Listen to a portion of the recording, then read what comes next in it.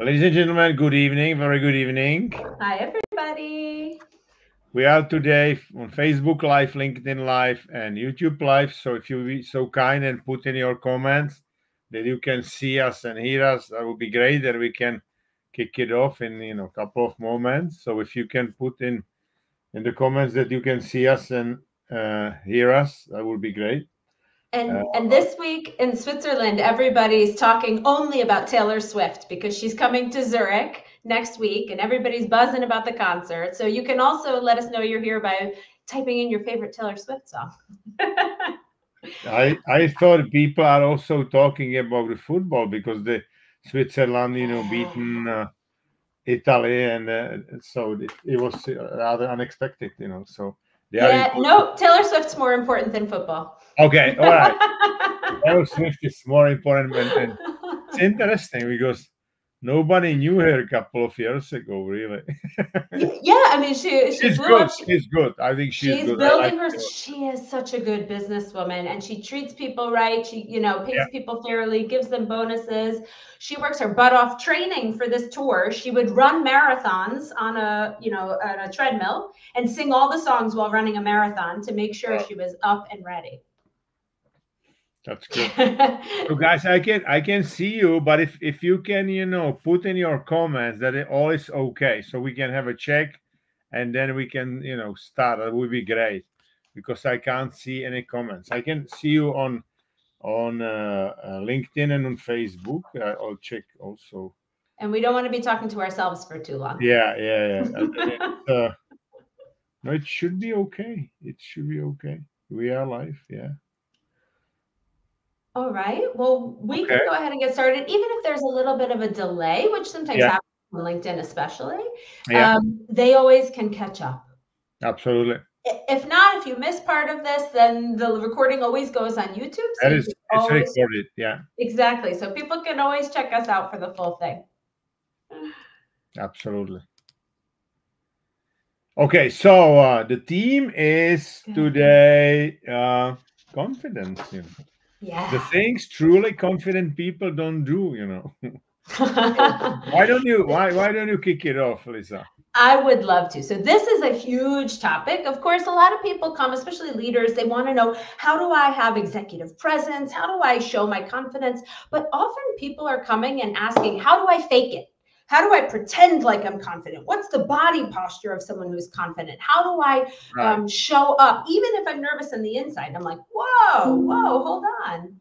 Much better. Let's work on your confidence on the inside naturally. We've talked about this before. Naturally, when you're feeling strong and confident and capable and ready, you're not going to show up like this. Oh, I'm so weak. You're going to show up with the right level of confidence. So first and foremost, for me, the most important thing that people need to know, and I know we're still watching the comments, so if anyone is joining or the stream is working, please do let us know. I can see some comments on LinkedIn already. Oh, but just not here for us on stream. Yeah. So it will be really helpful because we will ask for your questions in a couple of moments. If you can put in your comments, I can't post comments to some destination, but it's from here. I don't understand it. Okay. Et voila, we have one from Facebook. If there's a question, if we will, broadcast in French.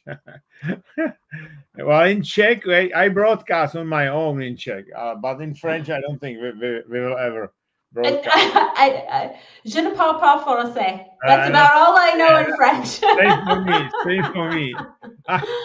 There is a better chance in German, probably. Yes, would be leader, I would be follower in that case. Anyway, so yeah. So really important. The only thing I also want to add here is that people often get confused. What in the heck even is self-confidence? So for me, the most important thing I want to make sure people are clear of, there's a difference between self-esteem, self-confidence, and self-efficacy. So first, let's make sure we're all talking about the same things here as we talk about confidence for today. So for self-esteem, that is about how you are judging yourself. Yeah. So how do you feel like about your value, your worth? It's a judgment, about yourself. Now, a lot of us judge over time. Hey, I've accomplished this. Hey, I've managed to get to this title. Yeah. So we start to build our self-esteem through our past experiences. Now, the problem with self-esteem when you're really doing a lot of judgments on it is, of course, it can be positive, but it can also very quickly go to the judgment of negative. You're not enough. Absolutely. Other people are faster. So let's not even talk about self-esteem right now. I personally think we should kind of throw it out the window. Right. More important to me is working on self-confidence. Now, self-efficacy is about that feeling you have the ability to succeed in a specific situation. So you're confident in your abilities, your skill sets. But efficacy is about in one particular area. So Jan has amazing sports people. He's going to Wimbledon tomorrow. I mean, he's got some, sports folks who feel really confident there. But we all know when an athlete then transitions, okay, I'm no longer able to play. Now I'm going to go into the workforce. I don't know if I feel strong self-efficacy in my sport. I know it. I'm good at it. Do I feel it in this other area? I don't know. I don't feel it there. So self-efficacy is really about in one situation versus another, how strongly you can sort of believe in your skill sets. Now, here's where self-confidence sits. Self-confidence is not a judgment about your worth. Self-confidence is not about in this one situation, can you handle it or not? Self-confidence is about, do you have a real pure trust that you're able to handle things, not because you have a specific skill set here, but because you know you can handle when tough things come up. You have the confidence that you'll be able to take care of it, to handle it, no matter the situation. That trust, that level of self-belief, not because you've proven anything, not because you were good in past situations, but just you have a trust, I can handle this, I can learn this, I can do this. That's self-confidence. And that's a bit about what we want to talk about today. We want to build self-esteem. We want to build self-efficacy, but that holy grail of confidence, no matter the situation, no matter if you've never handled it before, no matter if it's new or it's ambiguous, you've got this. That's true self-confidence. Yeah, and let's mention that I go to Wimbledon, and later on, this month I go for Olympic Games. I have like 12 athletes who qualified for the Olympic Games. Amazing. So what I do now, it's exactly to like set up the right story, the right mindset in their brain about self-confidence. And in fact, I compare sport to one of my best friends. He's a heart surgeon. He's 76 years old. Almost every day he is doing surgery.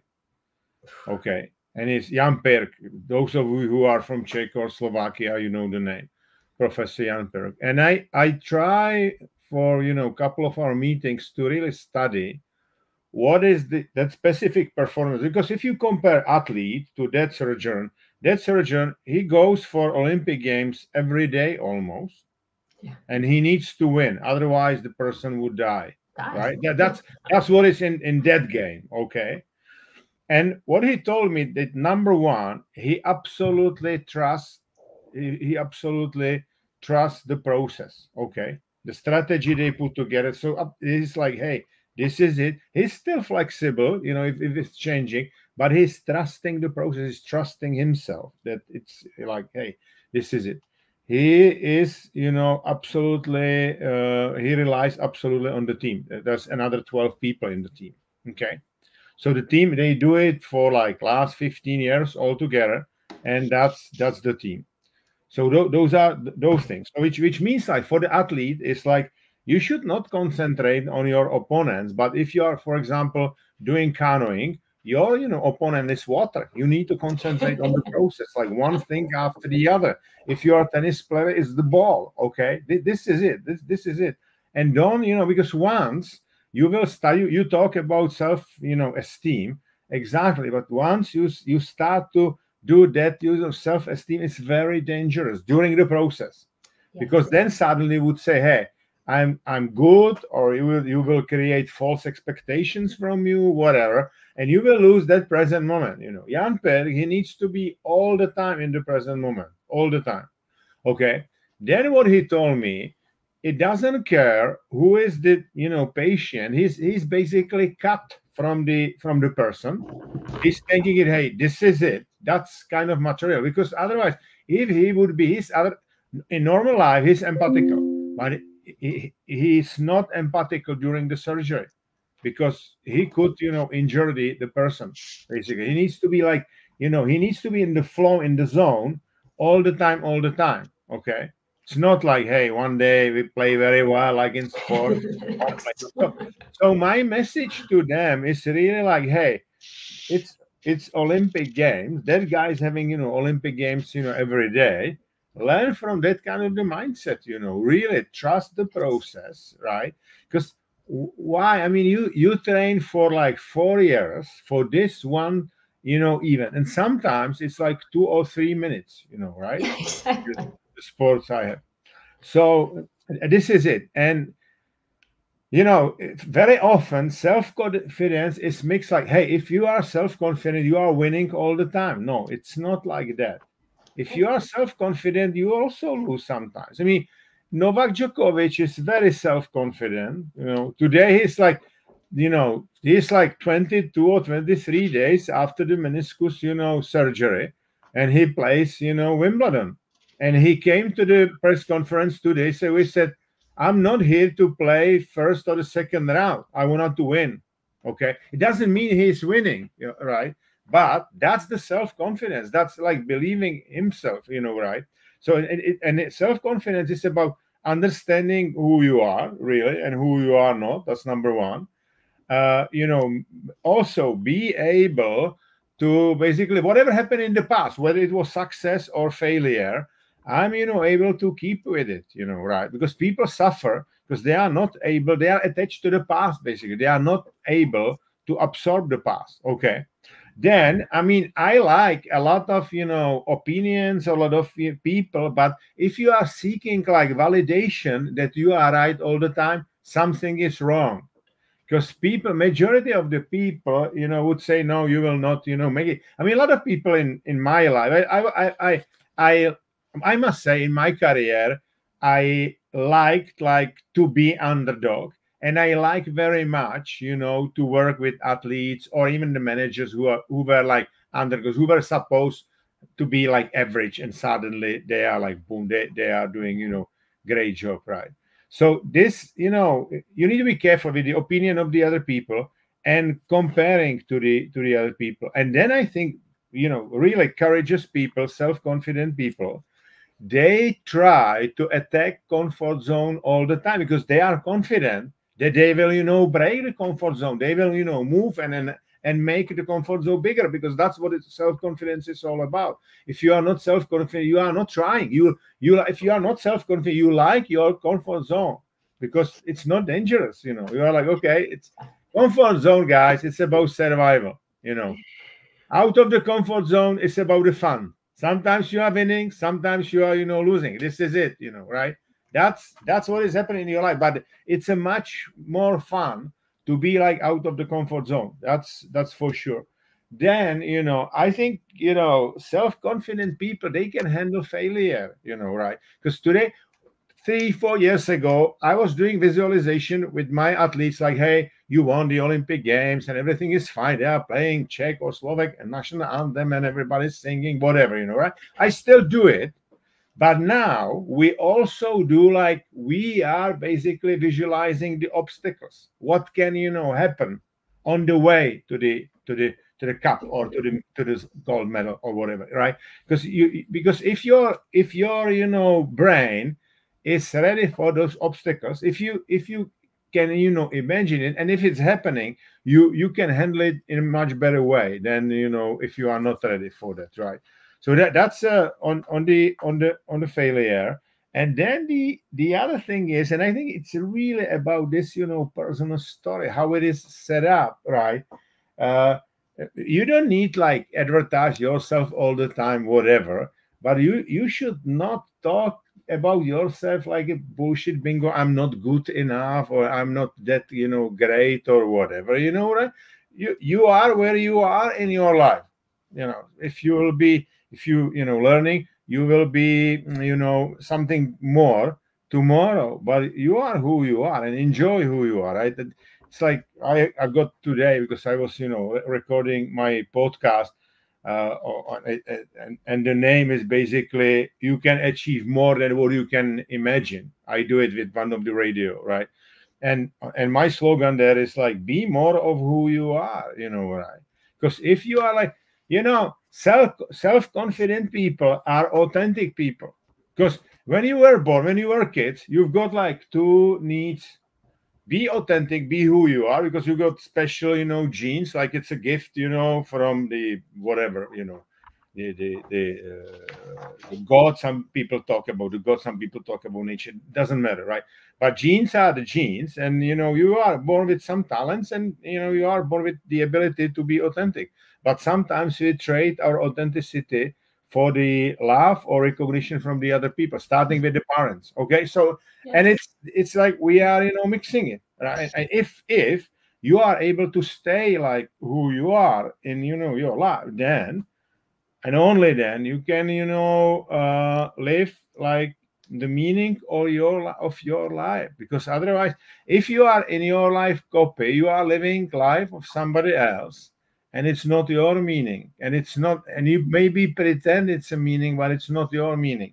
Okay, I've got a week ago some speech on how meaning in your life it's influencing longevity, and I Yes. think it's influencing a lot. Because if people who are really like self-confident, living like my friend, the Professor Perk, Jan Perk, the surgeon, he's 76 years old. He could be retired for 10 years, and he Yeah. still loves it. He complained, he said, I'm doing now only 4 days, but I'm still doing all the surgeries anyway, right? So absolutely. So that's kind of the, my summary of self-confidence, and what it is. And it's not like one, point in your life, hey, from now on I'm self-confident. No, it's a process. Sometimes you're Yes. a little bit more self-confident, sometimes less. Yesterday, Ronaldo, one of my big heroes, he missed penalty against Slovenia, right? So like outside they play very well. They were beaten on the penalties, but the penalty in the normal, time, Ronaldo missed it, right? It can happen to everybody. It can happen. Exactly. And Okay. funny enough, for those of you who join us like regularly, Jan and I often talk about the discussion points we want to share and some general Yeah, ideas, but we don't share beforehand our notes. So I find it very interesting, Jan, because I have the 10 things confident people don't do, and I right. think you checked off every single one of them. So I love it. And I just Maybe want to maybe we are using, because I have like 14. I didn't, maybe we are using different type of the artificial intelligence, because whenever I'm getting ready, I'm getting my, straw man from artificial intelligence, and then I'm you're putting a lot clever. of my own notes. I don't want to forget them about, anything, right?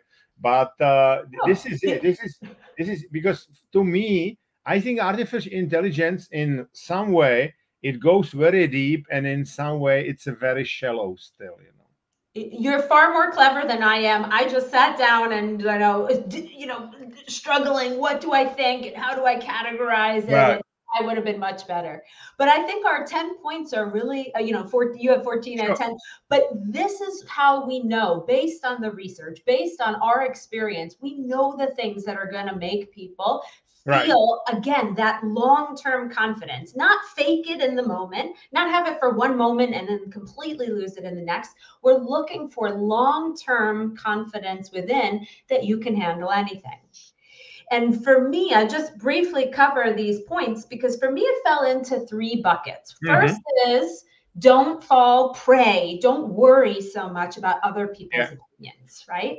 So one thing we know, Jan and I can spot someone who doesn't have confidence like a mile away because that person is working so hard to prove themselves. They have to be the center of attention. They have to tell you how great everything is. They have to show you the latest thing they bought with all their money or the names of all the cool people they've been hanging out with.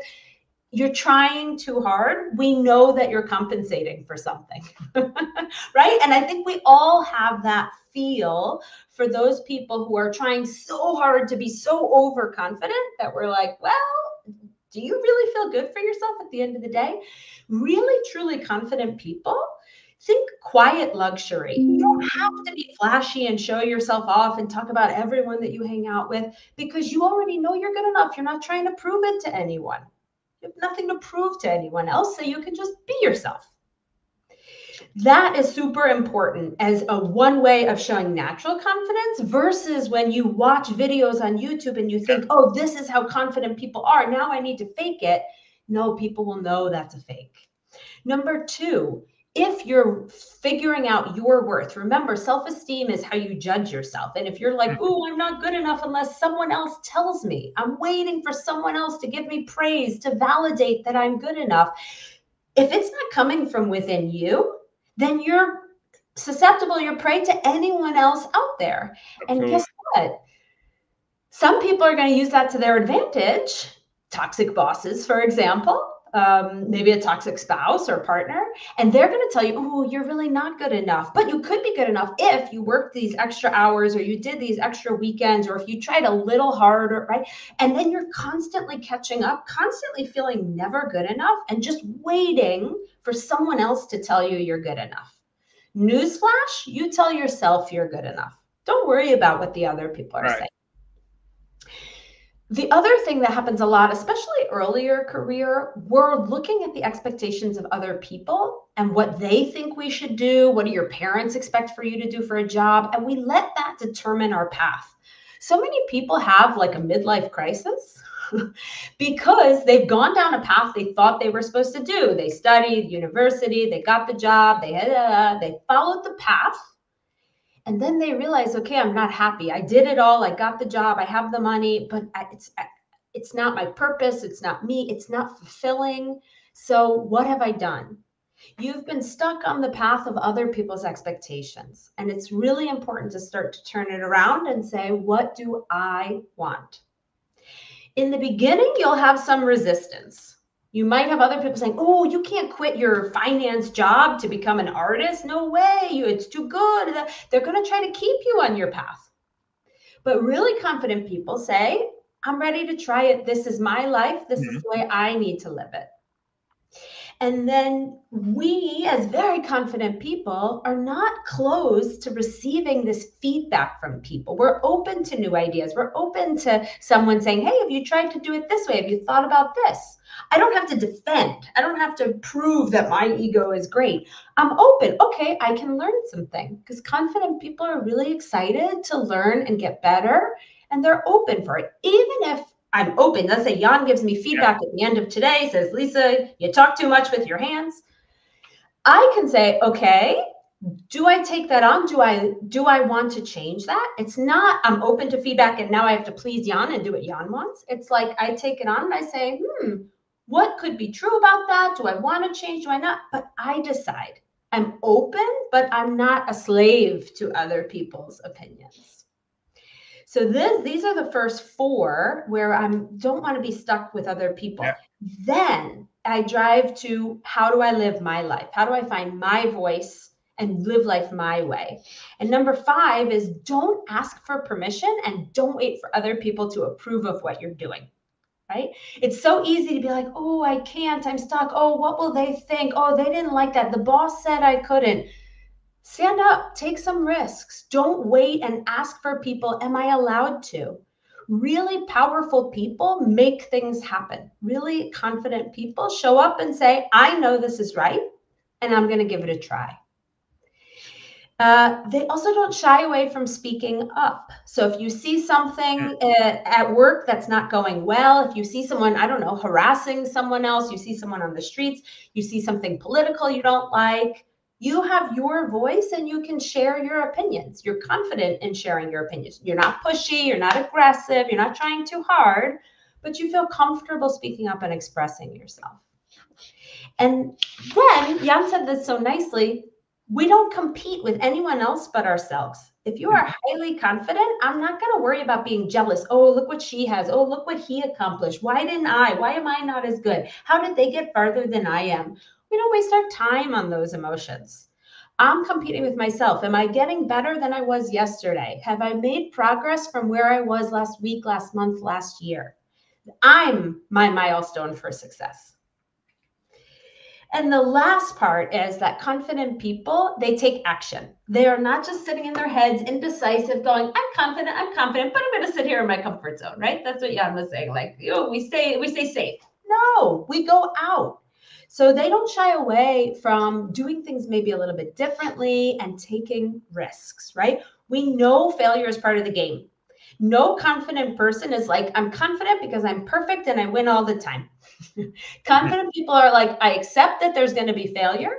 I know I can move past it. Even the best sports people in the world miss, half the shots they take, and they're the best in the world. It doesn't have to be perfect. They know it's progress and moving forward. And I'm confident if I didn't get this one, I'll get the next one. No problem. And they also aren't afraid of taking decisions. That's number 9. And number 9 ties directly with number 10. They do not make excuses. They're not blaming other people. If I'm going to make a decision, I'm going to follow through. And if it goes badly, I'm going to say, whoops, it was me. I'm not going to say, but the weather wasn't right. And this guy didn't do his job. And she should have. No, I did or I didn't. I made the decision. I follow through. I take responsibility. And here's how I can fix it. They don't get bogged down by it. They know that they can keep moving forward, but only through owning it. I make mistakes. That's okay. Not the judgment, not the criticism. Oh my God, you should have been perfect and you shouldn't have made a mistake. None of that judgment is there. These 10 things are what drives people to feel truly confident. This is what truly confident people will do. Now, I bet, Jan, I won't keep talking, but I'm going to bet that everyone's listening. They're like, makes sense, sounds good, but how do I do it? So what tips do you have so that people can actually live this? I have a one, tip, and I think in your life, there should be balance between, push and pull. I explain what does it mean, right?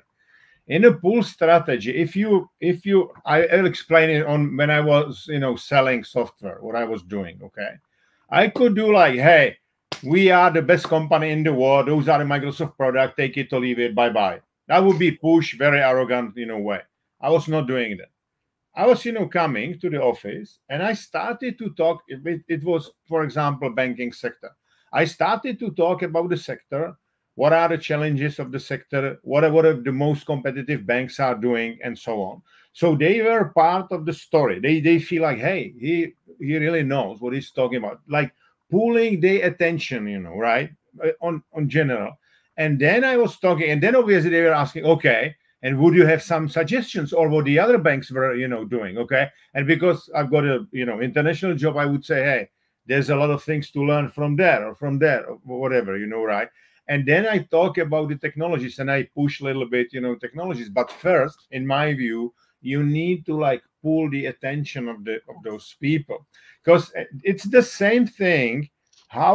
Because I said people want to be authentic from the nature, but they want to be recognized and loved by the other people, by the parents, and later on by the boss or whatever, right? So there is, and it's a little bit contradictory, right? Because can you stay like independent and absolutely authentic and still like sometimes? Yes. Okay. And now the answer is really like, who are the people who are living very long lives? They love what to do, and they are not only happy because they do what they love, but they are also healthier because all of those hormones which are released are improving immunity. Those people in general are people, happiest people in the world are those who can make happy other people through some activity they love. And it doesn't matter whether it's surgeon who is like helping people to survive, or whether it's athlete making the fans crazy or whatever. Now it's the I've got it, Europe 2024, this year. Doesn't matter, right? But this is it. It's really like your authenticity connected to the other people. Okay. And I think this is the right, strategy to live not only successful but also happy life, but also, healthier life. Now, that's a one piece. The other piece are all of those fears which you nicely, name, and I somehow summarize it. FOPO means fear of other people opinion, what the other people would say. That's the FOPO. FOMO means fear of missing out. I'm not part of the group, right? Okay. And I'll give you one example. Some people admire me because I'm using public transport all the time. I mean, I go to the subway by car because it's like 8 kilometers from my house, but then I use like public transport, right? You should And go jogging, some people who are like fear of missing out. I can't leave my car because I can't be part of the group who is using public transport. I'm not giving a shit. It's the fastest way to move in Prague. I do it. I do the same thing in London, by the way. It's easier. Sometimes I use taxi, but very rarely. I use this. It's quite good public transport. So, FOMO, fear of missing out, and then FOBO, fear of better option. You still think I can, do better decision, and you are postponing. And now the question is, because those are all fears, like what if, basically, right? What if, right? And it's starting your, amygdala, right? So what can you do with that, and what the confident people do? It's interesting. Your brain doesn't like failure or losing. On the other hand, your brain loves progress because your brain loves dopamine. Okay, and dopamine can be released if you would do cocaine. Dopamine is released. If I would We're not encouraging that. I would mindlessly go and watch Instagram or whatever, some stuff there. Does the same thing. But that dopamine, which is released without any efforts, it's like easy. It's called easy dopamine or whatever, but it's contagious. Basically, it's not good for your health. On the other hand, if you are basically overcoming some obstacles, if you need really to push some barriers, going out of the comfort zone, that's the dopamine you want to have, and that's about the progress. And progress is not only about winning. Progress is also about losing, about learning. You rightly said, right?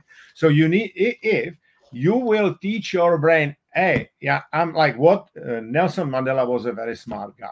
He basically said, I'm winning in my life, or I'm learning something new. I never, lose. And that's the right, approach. That's what a confident people, he was there like, 27 years or in the jail or something like that. And he was still very self-confident, right? And on the other hand, when he was released, he was not doing any retaliation against, the people who kept him in the jail, because he knew that would be the civil war if he would do that, right?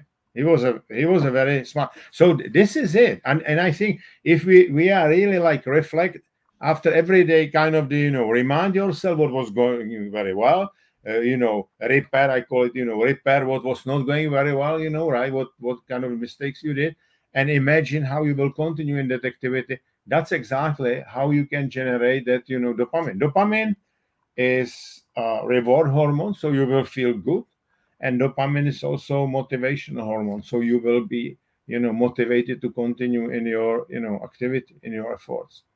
That's it. Use the body to get you motivated. Don't always rely on the mind. The mind can get So, tired. The mind can play tricks on you. The mind can find a way to say you're not good enough and release the stress hormones.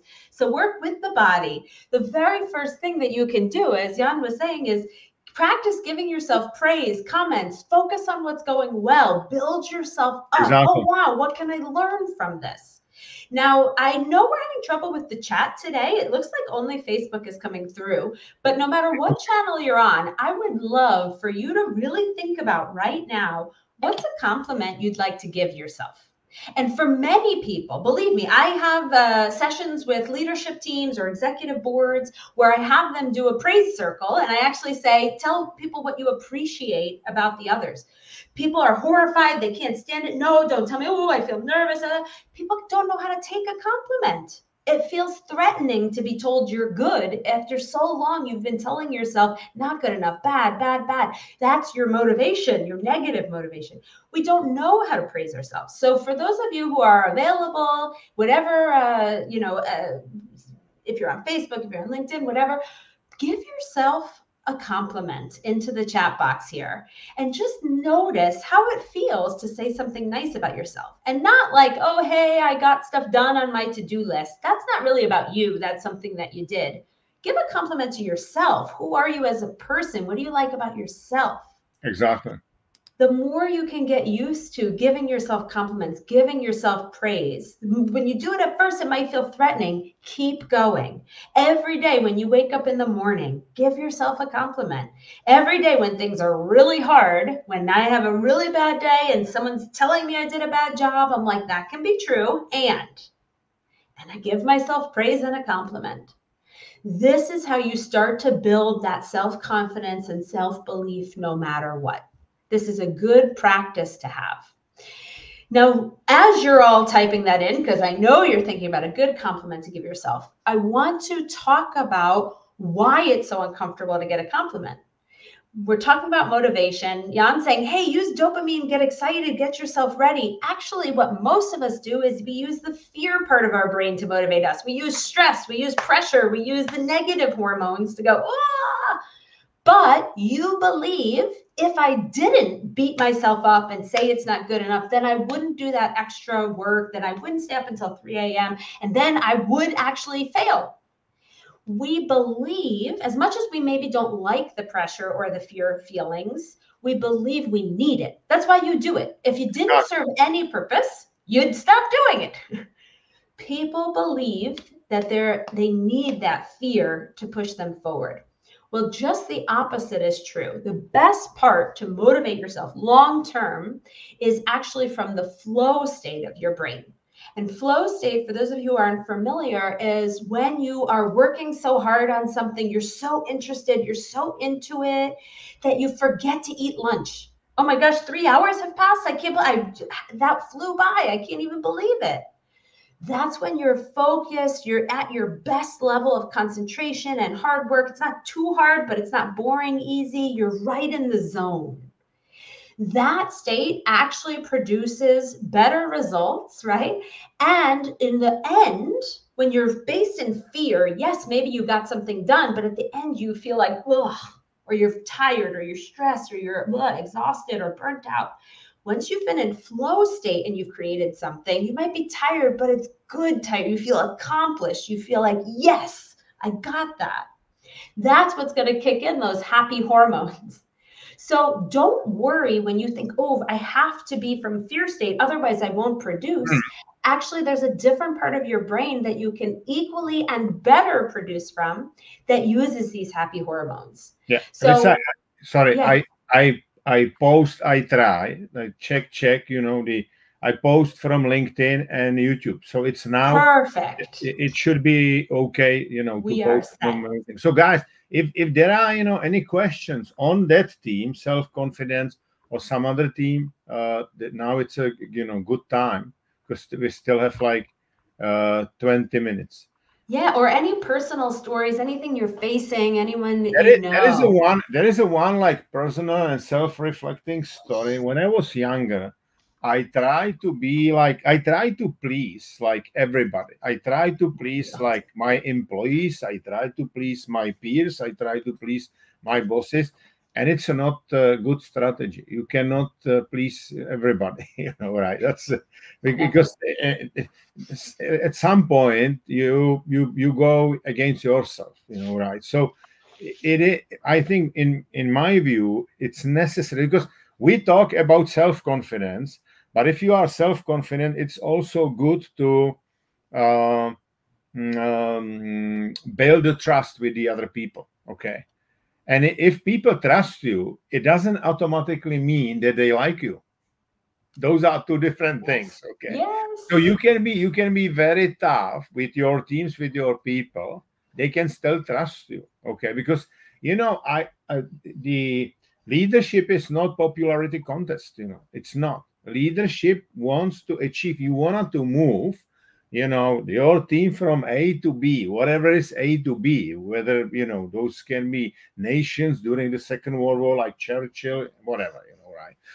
And then the trust, in my view, it's about two things. And again, it has to do with authenticity. Number one, you need to be authentic, and number two, you need to be predictable. You can be very tough, but you need to be predictable, because if you are not predictable, you cannot survive. Because if you read the book The Man's Search for Meaning, where Viktor Frankl really described terrible things what happened during the Second World War in those Nazi concentration camps, he said one thing which was relatively good. It was predictable what will happen tomorrow, right? Because there was some timetable. They even play like cards or whatever, and that was it. And they were surviving all of those atrocities, right? So by the way, it's a very good book about the meaning, because he Yes. describes like half of the book is about those camps and what he was living through, and half of that book is like the theory behind it. Like he talks about freedom of choice, and stuff like that. Now, let me open the Pandora box. Emotions. Oh boy, here we go. Emotions. Oh, emotions. Okay. Uh, Daniel Kahneman, who is the Nobel Prize laureate, he basically, in one of his studies, he's saying that 60% of all decisions human beings are doing are based on emotions, are not based on the rationality. I'm Any surprised it's not even more than that, to be honest. any comments? I mean, of course, right? The part of the brain that processes the emotions happens well before language, rational thinking. Hmm. And oftentimes, as we feel an emotion, then we're going to go with looking for clues that are going to support the emotion we feel. And this is very easy. I can explain to anyone. Have you ever gone to buy a new car, or you were buying an apartment or a house, and Yeah. you walk in and you decide you love it? You just feel you love it. It feels right. It feels good. There was a cute yard in the front, or the right color blue paint, and all of a sudden from there, because you loved it, you start to go, yeah, and it's got very good mileage, and oh, the gas prices are low, and oh, it's a rebate right now. And you look for all the positive things. Absolutely. That is It's not you really being snowball. rational. Yeah, yeah, Right. yeah. That is the emotional decision. Oftentimes, whatever we feel, we then look for the clues that support what we felt. And then it feels absolutely true, and you will testify. You will It's put called more to it's I called it's called confirmation bias in psychology. Yes. Absolutely. We also want to be in integrity. So we if we think something, we believe something, we believe our identity is of a person who drives a sports car or whatever, then when we fall in love with that car emotionally for our identity, we feel we need that. So we're going to find those reasons that back it up. But it's not really rational, even if you think you're using rational, quantities for it. Yes. So emotions are really interesting in general for people who are confident, because here's the difference. We talked about difference between self-confidence and self-esteem and efficacy. Now we're going to talk about the difference between mental fitness and mental toughness, because Right. that difference, that tough, like I'm strong, I can handle anything, that is not true confidence. In the moment, that can be good. We need that. I need to be focused. I can't let any Right. other things disturb me. Same with your surgeon. I have to be tough for that moment because I have to be focused and not let things distract. But in the long term, for character development, for confidence and belief in yourself, you have to be able to accept the failures, the negative emotions that are going to come. So how we handle those emotions is a really great way of seeing people with true confidence, or people who are going, I'm just not going to deal with emotions. That's not a true confidence, because you can't face something. If you have to avoid and put away and can't face, then you're not being true in your confidence. Now, also, if you're like, oh my God, I'm never going to be good enough and it's so hard and why me? And you're letting emotions overcome you, that's also not true confidence, right? So we need to work with the emotions, not letting them take over, but also not ignoring them or being tough about them. Absolutely. We show up to our emotions. We deal with our emotions. What is this emotion trying to tell me?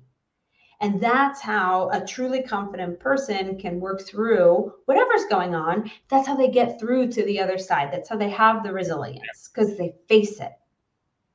And I have two additions. First, how emotions are created, and the second, what I'm doing now with my athletes, which can be quite interesting for the. I mean, it's not only for the top performance in sport, it's also for the people who want to achieve anything in the business. Okay, so how emotions are created? Emovere in Latin means energy in move, basically, because emotions are about the energy. Okay, emotion is more or less where your thoughts are touching your body. First, you have some thoughts, and then it's reflecting in your emotions, right? So this is it. So emotion is really a bridge between the mind and the body. Okay, now it's created. It's not like, hey, here I have like fear, here is like happiness or whatever. No, it's created, and it very much depends, because situations in our life, they basically make no meaning unless our brain would put the sticker on that. Those stickers are, words, and the words are creating sentences, and sentences are creating thoughts. Okay. So what I think I was using that example. American Navy figured out, if you would tell, soldiers, this is very dangerous, a lot of cortisol is created, and obviously performance goes down. If you would tell about the same situation, it's challenging situation, a lot of testosterone creating goes up. You can, the same thing, you can very much, like you play against Novak Djokovic at Olympic Games, you can have respect and say, well, he's a great guy, but I'm really looking forward to play against him. Or you can say, I'll never be that good like Novak, right? That's pretty much what you can do. So it very much depends what kind of a sticker you put on that. Then the emotion is created, and then a lot of chemicals are created. And those chemicals, if those are negative emotions, it's about cortisol, and it's lowering your physical and cognitive performance, obviously, if it's long term. Or there can be good chemicals like endorphin is killing the pain, and you feel good. Dopamine is about, like, you feel good. Serotonin, you feel part of the team. Okay, now I will move to my athletes. Okay, I have 4 guys who can be really top 10, but they can be also on the podium, but they can also win. They are among top 10 guys who can win. And my message yesterday, I talked to all of them. My message to them was like, hey, your body is ready as much as the bodies of the other guys, your opponents. Okay. The guys who will be the best will be those who will create the best chemical cocktail in the brain. This is it. That's the winner. Chemical cocktail is the winner. Okay.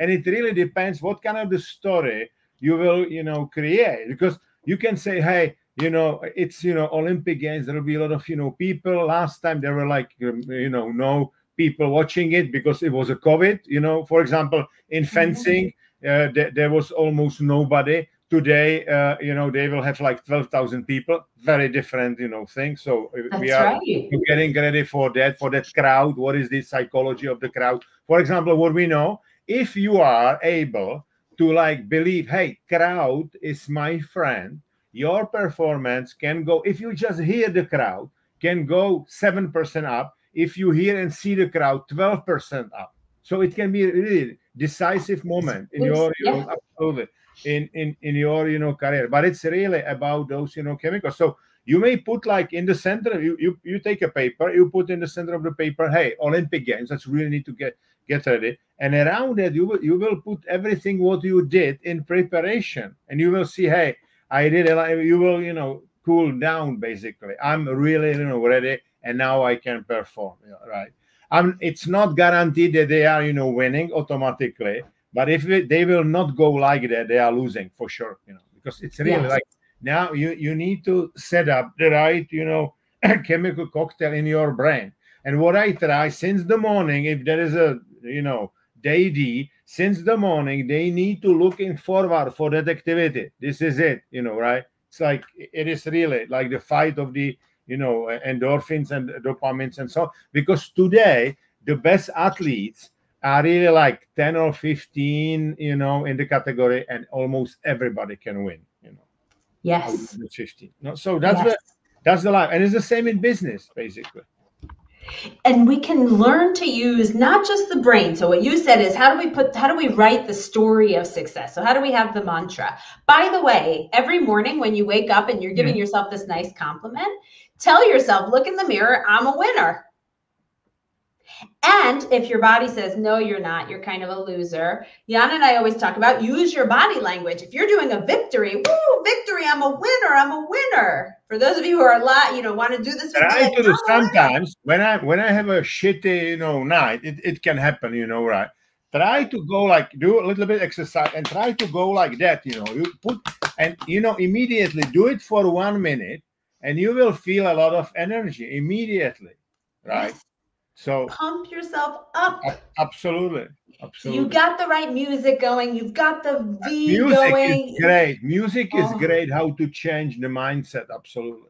and this is what you need to do. So many people think, oh, if I just get this PowerPoint right, then I'll have self-confidence. If I just get the title, then I'll have the confidence. No, you build your confidence sometimes in the mind, but don't forget to use the body, use the music, use the I am a winner, use Yeah. the hormones, build that testosterone to feel your status. Testosterone is not just like a man hormone, right? It's a status hormone. I feel good in my status. So women can have it too. You can power pose, you can do whatever you need to say yes. And maybe that's mantras, maybe that's compliments, maybe that's like, I've got this. You have to build your routine, your morning routine, or when you've had a failure, not think about in that moment, oh, I failed. Now what do I do? And I should really do that. That's not the right time. You need to have that automatic reflex that you go, failure, I know what to do. And you cut any spiral that wants to go down. Oh, I'm not good enough. See, this proves I'm not. And immediately you go, who cares? Compliment, I'm a winner. Yes, this was a failure and I can be a winner again. How do I move forward? I've got a recently, conversation with some tennis player. And I told him, hey, if you've got a match ball and you were, losing the match and you going by subway, how many people would give a shit to your, match ball? Nobody. I mean, come on, it's not the end of the life. Nobody is dying, right? Everybody thinks, what will happen? Nothing, will happen, right? You just need to say, hey, that tomorrow or whatever on Monday there's a new tournament. I have a new chance, where if it's Olympic Games, it's 4 years from now.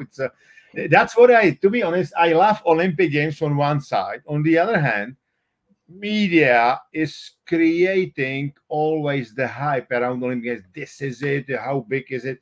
In majority of the sports, it's easier to win Olympic Games as opposed to be the world champion or even like the European champion. I can tell you, right? Because there are some allocations, whatever, right? And some people, if they are like losing, it's tough. I know. I mean, I appreciate it. It's very tough, right? On the other hand, it's nice, right?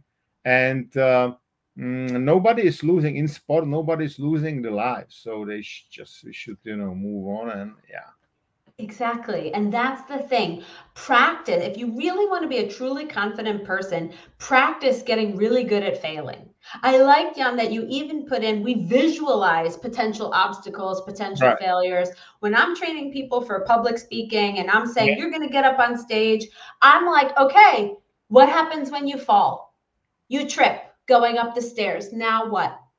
Now, either they physically practice it, like go trip and then see what happens and how do you get up and what does Totally. that feel like and what joke are you going to make and, or you visualize it. But the point is, we don't only focus on perfection. We focus on the failures and overcoming. The more you practice failure, the more you practice overcoming failure, the more you practice resilience, the easier it is to bounce back very quickly. Oh, this is a thing that happens and I know what to do and I move forward and I have the next success. No big deal, right? But you have to practice that failure first. I agree. And unlike, public speaking, it's always like you think like, hey, I need to be precise, whatever. And it's a very natural. If you are like, making some spelling mistakes or whatever, it's very natural. In fact, you are like, hey, he's also another human being. He is making other, mistakes or whatever. I think it's good if, you speak about the things you have, some knowledge or, more knowledge. Sometimes in my job in Microsoft, I spoke where I've got, little knowledge, to be honest. It was like 5% of my speeches, right? But, sometimes it's, you would need to deliver some speech like out of your specialty, right? Because it's, if you are like chairman for Europe, so you handle politicians, whatever, right? But you learn as you go. And this is it. And, self-confidence is helping you because then you are able to move from that topic where you are relatively, weak to use some, analogy from the other areas where you are strong. Exactly. Confidence is no matter what the situation, I can handle it. If you don't know how to do this, you feel uncomfortable doing this, if what Jan just said, where he spoke about stuff he doesn't know, if that gives you terrors, then start practicing improv. Go to Toastmasters, go practice improv, start learning how to make stuff up, start learning if it goes a little unsmoothly, the scene keeps going. All of this is about practice. For me, the last thing that I really want to make sure gets said for today is that so often we don't take the risks because we self-reject. We already say, oh, they're not going to want it. Oh, I can't apply for the job. Oh, I'm not good enough. I won't try it. No. It's a fear of failure that's stopping you, but you will never be someone who breaks past your limits. You will never be that confident person if you have to say, ooh, I can only do what's within my comfort zone. So very often, so of course for my job, I have to do sales. I say, I'd rather a yes, I'd rather a no. I'm okay with a no. But this maybe, I don't know, should I follow up? Shouldn't I? Should I even reach out? Ooh, I don't, maybe that doesn't work. Confident people are ready to go in. They're ready to hear a yes. They're ready to hear a no. They don't stay in the murky middle. So don't reject yourself, go for it. Yeah. And not everybody will like your service or your products or whatever. This is it. I mean, I was working for the company. We've got like with Windows, for example, the market share was like 90% with Microsoft Office, 70%, very high, but still it was never 100%. So the chances are, that there is a refusal. That's the other thing. We are really like afraid of the refusal. If we are, refused, or you offer something and you refuse, you think in your mind. That's what I try to explain to my athletes. I'm like, your brain doesn't work like I'm not gonna to get the podium. Your brain thinks that you are gonna to basically die at the Olympic Games. Absolutely, because that's evolution. Refusal meant in the past, hey, I'm not part of the group anymore. I will not hunt with everybody else, and I'm dying because I would not have any food. Right? Yeah. And that's stupid in the 21st century. You can go to Aldi in Germany. I don't know what is the in Switzerland. What is Aldi? You have Aldi also. Yeah. Even it's in the US, a different name. It's worldwide. Aldi and Lidl, but we have them both. The Lidl. They are Lidl. They are everywhere now. They used to be only in Germany when I was living in Germany. Oh, all over. Yeah, okay. Yeah, and I mean, this last piece of advice that I can just tell you is you have to have an unreasonable amount of belief in yourself, not because you prove anything, not because you've accomplished something big. I don't care if you're 10 years old. I tell my 2 daughters, have an unreasonable belief in yourself. Good. Bet on yourself. When you show up and you believe in yourself, then others can confidently believe in you. If you're like, oh, I'm not sure, and could I, maybe, how are they supposed to believe in you? Show up, believe in yourself, and those happy hormones will in fact get you to success. And then you say, yes, okay, approved. I can build my self-esteem now because I have accomplished this. I have done this. I do have those successes in my pocket. But the belief comes not because you had success. The belief comes simply because you are you. Unreasonable belief in yourself. And, That's what truly confident and people. success is not about elevators. Success is about the stairs, And Yes. at some point you need to have a rest, after a couple of stairs. So that's in your life also, right?